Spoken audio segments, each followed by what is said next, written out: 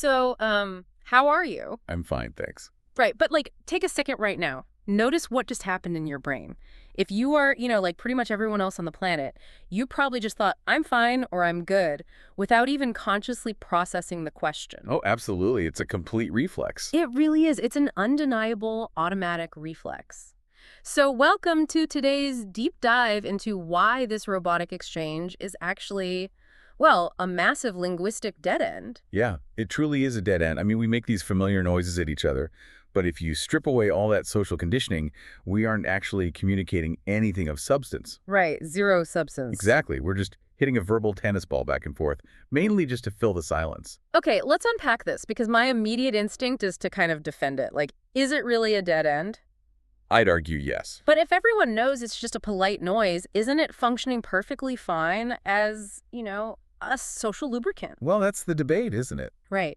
And today, our mission is to deconstruct this meaningless, overused how are you, and equip you, the listener, with a highly calibrated social toolkit. We are pulling from this really fascinating breakdown by English with Lucy. She's great. Yeah, she's a popular language creator who basically argues that this default greeting needs to be thrown out entirely. But I want to know why it's so detrimental if we all secretly agree on the rules anyway. Well, this raises an important question about what we actually want from our daily interactions, Yeah. right? Because greetings aren't just throat-clearing noises before the real conversation begins. Though we treat them like that. We do. But they are incredibly complex cultural codes. They signal status, they establish social boundaries, and they subtly dictate the power dynamic of the conversation that follows. Wow. Okay, so there's a lot going on under the surface. Exactly. So when we default to a thoughtless, "How are you?"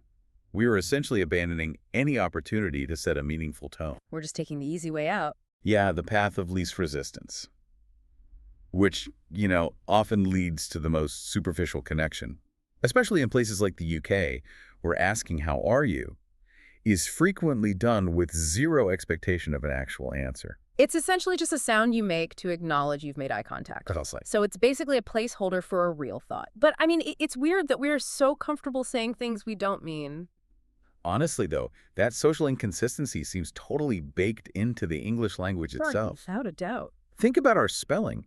What you see on the page rarely matches the sound that actually comes out of your mouth. It's a nightmare for learners. Right. We have words like through and though and tough staring us right in the face, defying all logic. It's like we're trained from childhood to accept that the rules don't mean what they appear to mean. And if we connect this to the bigger picture, that linguistic chaos is kind of the perfect metaphor for our social interactions. I mean, English is notoriously not a phonetic language. Not even a little bit. No. It's this massive historical mashup of Germanic, French, and Latin influences, which means its spelling rules are just a battlefield of contradictions. Which explains so much, honestly. Yeah. You have to actively wire your brain to understand that the visual representation of a word does not guarantee its sound. There's actually a specific learning technique for this, which the source mentions reading a physical book while simultaneously listening to the audiobook. Wait, like reading and listening at the exact same time? Yes, at the same time. That sounds absolutely exhausting. How does that actually fix the phonetic problem? Well, it forces a synchronization in the brain.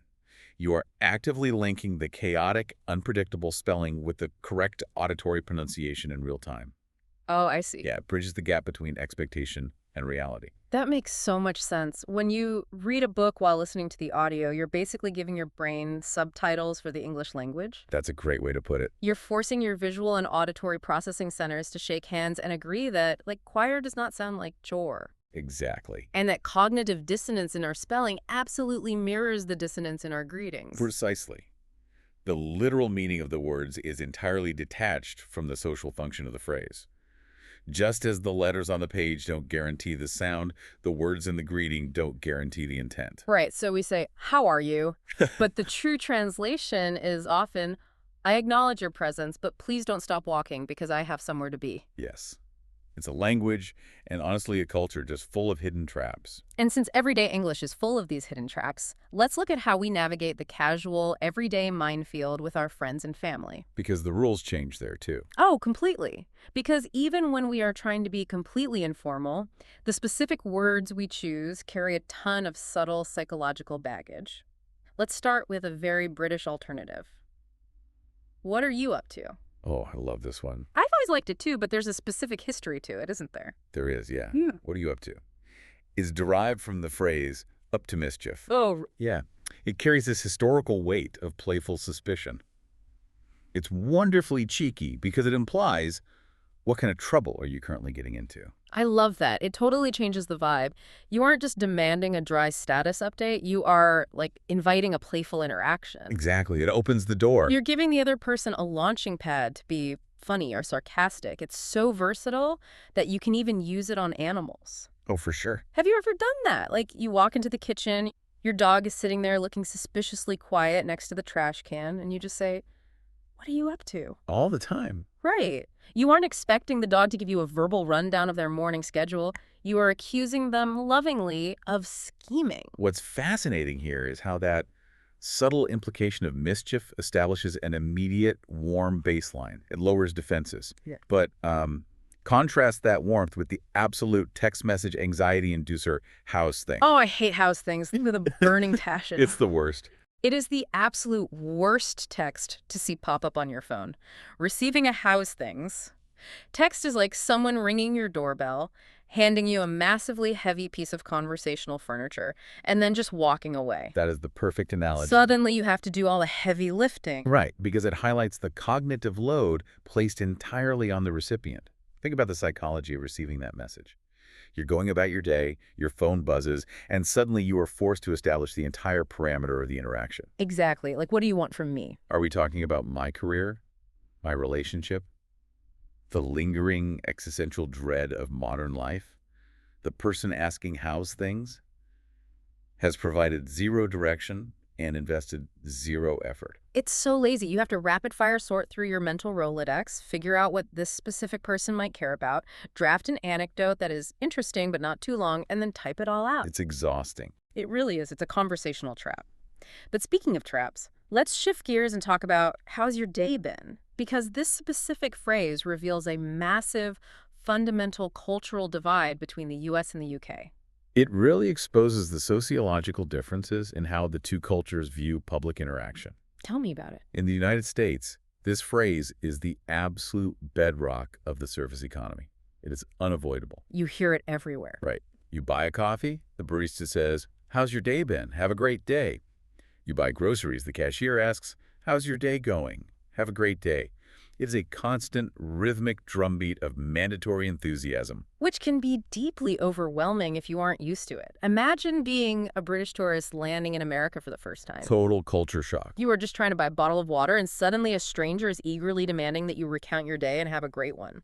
The American instinct is to build this instantaneous, temporary friendship with everyone you buy something from. Yes, exactly. But the British reaction is often like, "Why are you asking me this? You don't know me." And that gets to the core of the cultural disconnect. In the U.S., the phrase is a tool for establishing a brief, egalitarian rapport. It's meant to soften the transactional nature of buying and selling. Makes sense in that context. However, because it's used so constantly, the sheer frequency dilutes its meaning. It just becomes ambient noise. It's polite, absolutely, but it's not necessarily deeply sincere. Right, it's a script. Exactly. It's just part of the expected customer service script. The barista isn't actually preparing to emotionally support you if you say your day has been terrible. Right. If you answer honestly and say, "Actually, my dog threw up, my car broke down, and I'm questioning my life choices," you would completely break the script. The American barista would just stare at you in horror. They would panic. But in the UK, they use it far less frequently in transactional settings. So when someone in the UK actually stops what they are doing, looks you in the eye, and asks, "How's your day been?"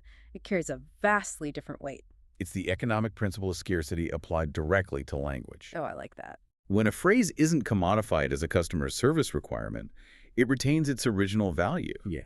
In the UK, it functions less as a script and more as a genuine inquiry into your well-being. It signals that the person actually has the time and the emotional bandwidth to hear the answer. Okay, so we've got the casual minefield figured out. We know how to avoid giving our friends texting anxiety, and we understand the cultural economy of wishing someone a good day. But we aren't done yet. No, we aren't. Because if casual greetings are tricky, formal greetings are an entirely different beast. It's a rigid, choreographed dance, and the rules we just learned completely fly out the window. They really do. When we cross the threshold into formal territory like high-stakes business meetings, elite social events, or interacting with dignitaries, the primary goal of the greeting shifts fundamentally. How so? It is no longer about gathering information or building warm rapport. It is about acknowledging hierarchy and maintaining order. So let's talk about the absolute gold standard of formal greetings. How do you do? This is usually accompanied by a firm handshake. But wait, let me push back on this because the mechanics of it are so incredibly bizarre to me. They are a bit strange. You don't answer it. You just repeat, how do you do? Right back to them. I have to wrap my head around this. It's not a question. We are literally just making a sound while gripping each other's hands. That is exactly what it is. It is not an inquiry. It is a reciprocal protocol. A protocol, like computers talking. Basically, think of it as a social algorithm that dates back centuries. Person A says, how do you do? Person B says, how do you do? In that brief exchange, you have mutually acknowledged the interaction, engaged in the required physical contact of the handshake, and most importantly, established a formal, polite, emotional distance. It's literally a robot handshake protocol. We run the how do you do script, verify the connection is secure, and move on. Exactly. So if I were to actually answer it, like if I said, I'm doing great, my sciatica is acting up, but otherwise fine, what happens? Oh, you would cause an immediate catastrophic awkwardness. Just ruin the whole vibe. Completely. Answering the question would be a severe breach of etiquette because it forces unwanted intimacy into a space designed for professional distance. You're suddenly making a formal ritual deeply personal. Which makes everyone uncomfortable. Right, because it places an unfair burden on the other person to respond to your personal disclosure. It's fascinating that the height of politeness is effectively ignoring the literal meaning of the words being spoken to you. And this gets even more intense at formal events in the UK with their absolute obsession with the word well. Yes. Are you well? I am well. I hope you are well. I trust you are well. It's everywhere. If you attend a formal British event, this specific word is volleyed around the room constantly. But why well instead of good? Is it just to sound posh? Because earlier we noted that answering a casual greeting with I'm doing good is technically grammatically incorrect anyway, unless you're out there like being a superhero and doing good deeds for humanity. Is it just grammar pedantry? The grammatical distinction is certainly part of the foundation. Doing well is the correct adverbial use. But are you well? As a standalone formal greeting serves a much deeper purpose. Which is? If we connect this to the bigger picture, formal greetings are about establishing a safe baseline. Saying I am well is a verbal contract. Oh, wow. It's a way of confirming that everything is in order, the status quo is maintained, there are no immediate crises, and it is safe to proceed with the formal interaction. It's like checking the structural integrity of the conversation before you start building on it. Mm-hmm. Are we well? Yes, the foundation is solid. Let's proceed. Exactly. But what happens when the foundation wasn't solid? What happens when you need to formally greet someone, but you both know there was a massive problem recently? This is where I think the insights into project-specific business greetings are incredibly valuable. Navigating past failures without assigning blame is a critical professional skill. Right. This is where phrases like, how are things coming along? Or how is everything coming together become invaluable tools. Picture this. You are the listener, sitting in a status meeting. Last week, your project was an absolute dumpster fire. Everything fell apart. We've all been there. Your boss sits down, looks at you, and asks, how is everything coming together? They aren't just asking for a status update. That phrase, coming together, is incredibly loaded. Highly loaded. It subtly implies that things were previously apart or messy, and now they are offering you a diplomatic lifeline to say, the fire is out. It's a brilliant piece of workplace diplomacy. Yeah. It allows the manager to ask, is that massive disaster we had last week finally sorted out without ever using accusatory language? It takes the heat off the person. Exactly. It externalizes the problem. It's not about your failure. It's about the process of the project coming together. It allows everyone to save face, maintain their professional dignity, and focus entirely on the solution rather than the previous breakdown. I love that. We are giving the listener the exact vocabulary to gently interrogate their coworkers and bosses without starting a war. A very useful skill. And speaking of interrogating people, there is one highly specific formal greeting reserved almost exclusively for older generations, which is How's your health? Yes, particularly in British culture, there is a distinct affinity for discussing health ailments, specifically among older demographics. It becomes a totally acceptable, even expected avenue of conversation. Which is wild to think about because if you ask someone in their 20s or 30s, how's your health? It's terrifying. Absolutely. They're going to think you know something they don't. They'll instantly panic thinking, why?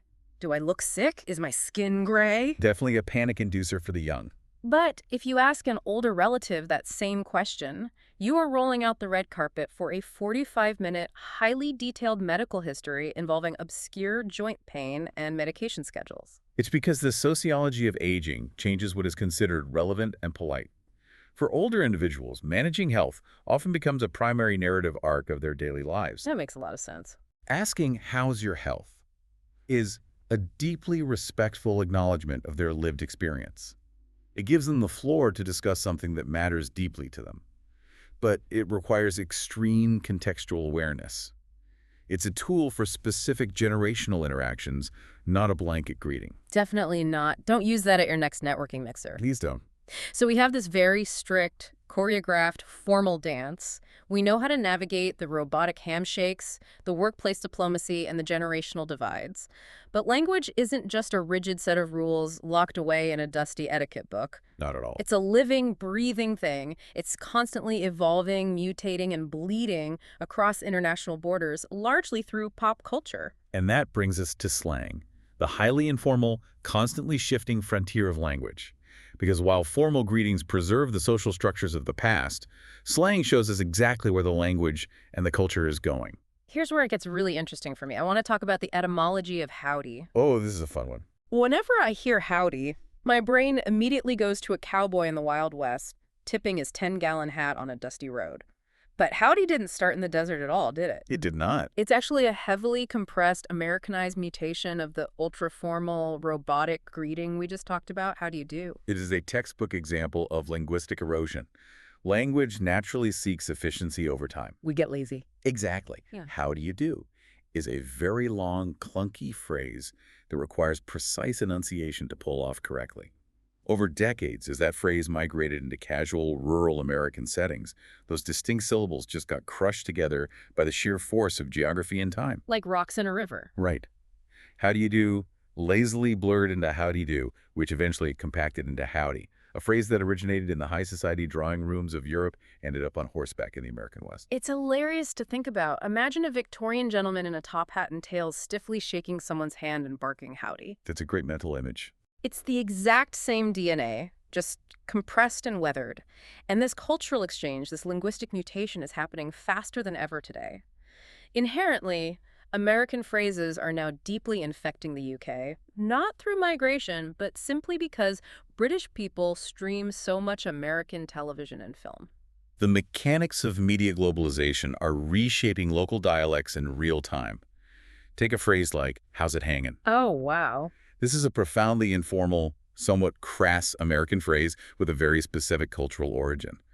But because of the ubiquity of American streaming algorithms, it is crossing the Atlantic at light speed. Just bypassing all the borders. Yeah. British teenagers are adopting it, not because it makes any logical sense in their local cultural context, but simply because they've heard it 100 times on sitcoms and TikTok. The language as a virus. It's incredibly catching. The screen dictates the slang, and it's not just crossing geographic borders, it's time traveling too. We are seeing vintage 1920s and 30s slang making a comeback right now. Things like, how's tricks? House tricks is a fascinating artifact. It's a relic of early 20th century American slang, likely originating from the worlds of card playing, magic, or perhaps even illicit business. Asking about the tricks of the trade. Exactly. It largely faded away for decades. But our current media landscape, which is flooded with period pieces, historical dramas, and a general cultural hunger for unique nostalgic aesthetics, brings these dormant phrases back into active circulation. It just sounds so much cooler and more secretive than a boring, how are you?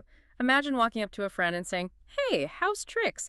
It immediately sets a conspiratorial fun tone. It really does. And if you want to be aggressively modern, there are some delightfully bizarre casual alternatives floating around right now, like what's sizzling or what's kicking. Which are highly energetic, highly informal, and absolutely must be used with extreme caution. Oh, yeah. Danger zone. These phrases carry a massive amount of assumed intimacy. You have to read the room. You cannot drop what's sizzling into a formal business communication or use it on someone you've just met at a conference. Right. You don't want to walk into a performance review, offer your boss a frame handshake, and say, "What's sizzling?" Definitely not recommended. Unless, of course, you are actively trying to get fired in the most memorable way possible. True. Globalized media creates a massive shared ecosystem of slang, giving us more options than ever before. But having a bigger vocabulary doesn't erase the underlying social context. You still have to do the work. You still have to do the work of reading the room. You have to know when to deploy the playful warmth of "what are you up to?" versus the cautious diplomacy of "how is everything coming together?" So what does this all mean for you, the listener? Let's take a step back and look at the massive journey we've just been on. It's been quite a trip. We started by examining the mindless robotic reflex of "how are you?", a phrase so hollowed out by centuries of overuse that it barely registers as communication anymore. And from there, we explored the foundational chaos of the English language itself, where spelling constantly betrays pronunciation, conditioning us to accept that our greetings don't have to match our reality. Yeah, we navigated the psychological traps of texting anxiety, and we unpacked the very different ways the U.S. service economy and British culture view sincerity. We decoded the robotic handshake loop of "how do you do?" Learned how to diplomatically ask a coworker if their project is still actively on fire without making them defensive. And we watched the stiffest formal greeting in the English language slowly mutate into the cowboy howdy. The ultimate goal of this deep dive was to provide you with a robust, highly calibrated toolkit. You no longer have to rely on the dead end of "how are you?" You now have a spectrum of options that can be precisely tailored to the specific social dynamic you were trying to create. Exactly. You are officially upgraded. You now possess the specific social tools to text a friend without crushing them under conversational heavy lifting, to gently interrogate a suspicious dog, or to formally acknowledge an elder's lived experience. All very important life skills. But before we let you go, I want to leave you with one final, slightly terrifying thought to chew on. We spent all this time tearing down "how are you?" for being insincere, robotic, and meaningless. Right. But think about the alternative. What if, tomorrow morning, the unspoken social contract completely flipped?